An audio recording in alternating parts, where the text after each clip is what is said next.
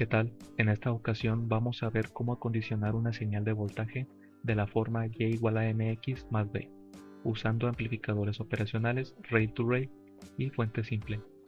El circuito es el siguiente.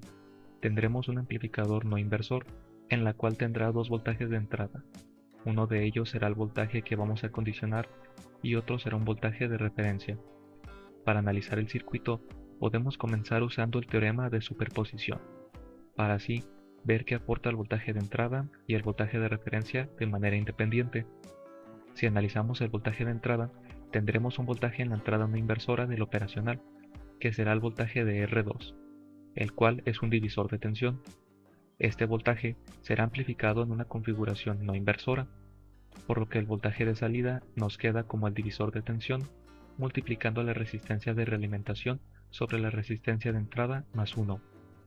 Podemos representar esta misma de la siguiente manera, y con esto tenemos el voltaje de salida respecto al voltaje de entrada. Ahora, analizando el voltaje de referencia, tendremos prácticamente lo mismo, solamente que el voltaje que ingresa a la entrada no inversora es el de R1, y esto es el voltaje de salida respecto al voltaje de referencia. Si unimos las dos ecuaciones, tenemos una salida de voltaje de la siguiente manera.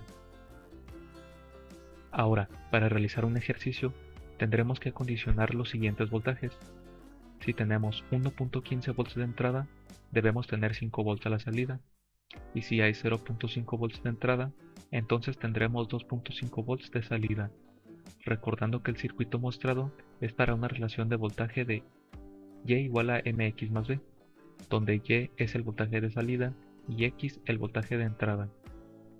Entonces procedemos a encontrar la ecuación de la recta.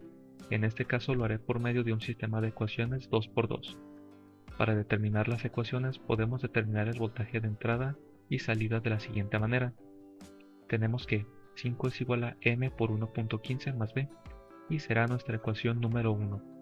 También tenemos que 2.5 es igual a m por 0.5 más b. Es nuestra ecuación 2. Procedemos a resolver el sistema de ecuaciones. En este caso despejé la variable b de la ecuación 2 y la sustituí en la ecuación 1, teniendo un valor dependiente de 3.84.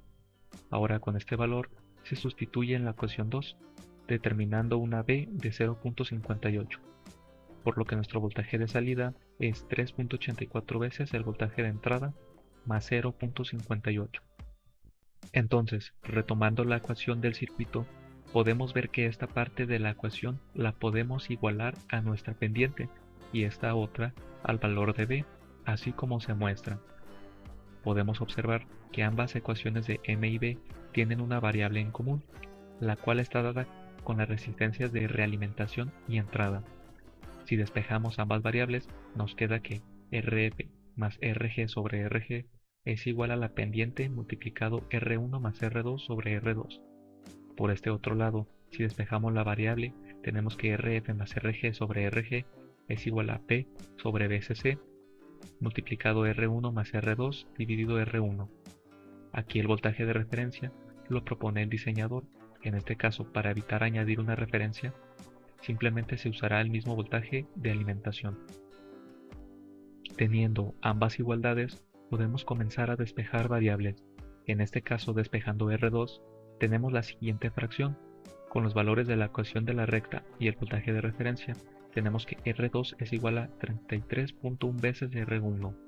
Si R1 es de 1 kΩ, entonces R2 sería de 33.1 kΩ.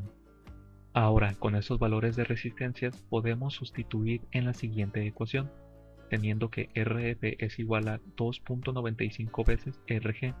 Si proponemos valores, podemos decir que Rg es de 1 kΩ y Rf sería de 2.95 kΩ. Para comprobar el funcionamiento, vamos a simular el circuito con los valores que acabamos de calcular.